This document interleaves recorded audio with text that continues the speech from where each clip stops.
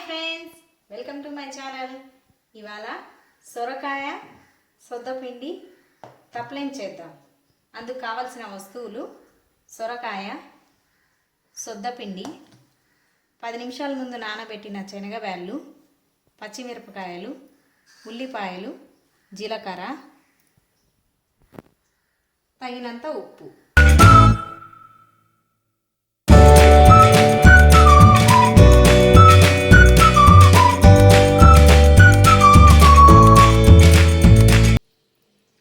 ఇప్పుడు సొరకాయను ఇలాగ బాగా సన్నగా తురిమి పక్కన పెట్టుకోవాలి. అలాగే ఉల్లిపాయలను కూడా ఇలా మిక్సీలో వేసుకొని మరీ మెత్తగా గ్రైండ్ చేసుకోకుండా కొంచెం ముక్కలు ముక్కలు ఉన్నప్పుడే పక్కన పెట్టుకోవాలి. అలాగే పచ్చిమిరపకాయ కూడా బాగా ఇలా మిక్సీలో పట్టుకొని పక్కన పెట్టుకోవాలి.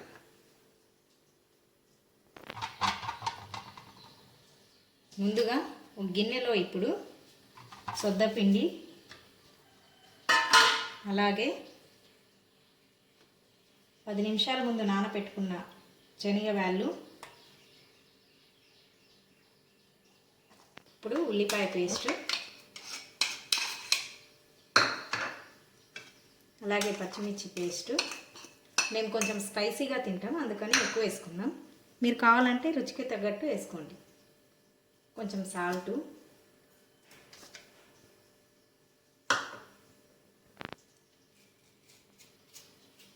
జీలకర్ర, తురిమి పెట్టుకున్న సొరకాయ.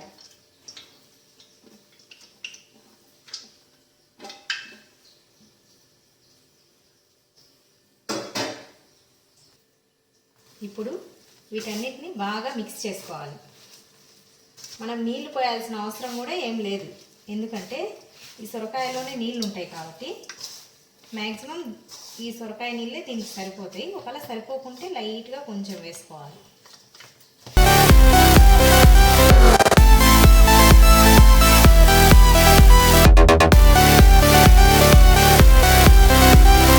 కొంచెం లైట్గా కొంచెం నీళ్ళు వేసుకోవాలి. అంటే ఇది ఇట్లా ముద్ద కావాలి కదా, కాలేదు అందుకని.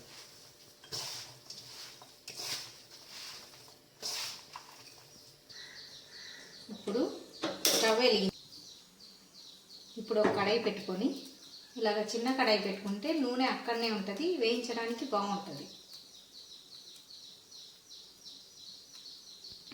ఇప్పుడు వేయించడానికి సరిపడేంత నూనె వేసుకొని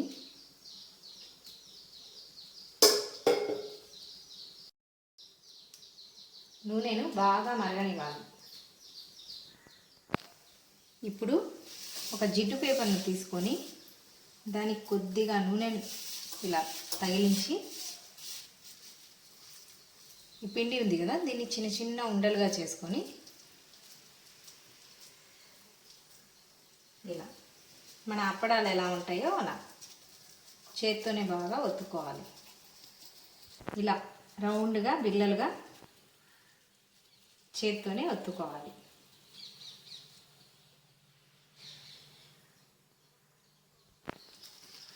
ఇప్పుడు ఇలాగా నూనెలో వేసుకొని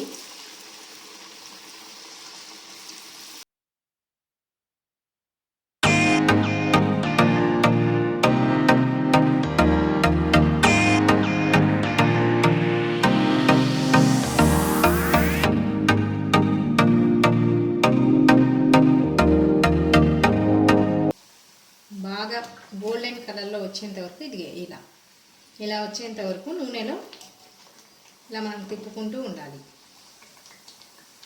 చూసిండ్రా, అంతే. తీసి ఇలా పక్కన పెట్టుకోవాలి. ఇప్పుడు ఎంతో రుచికరమైన సొద్దపిండి సొరకాయ తప్లెంట్లు రెడీ.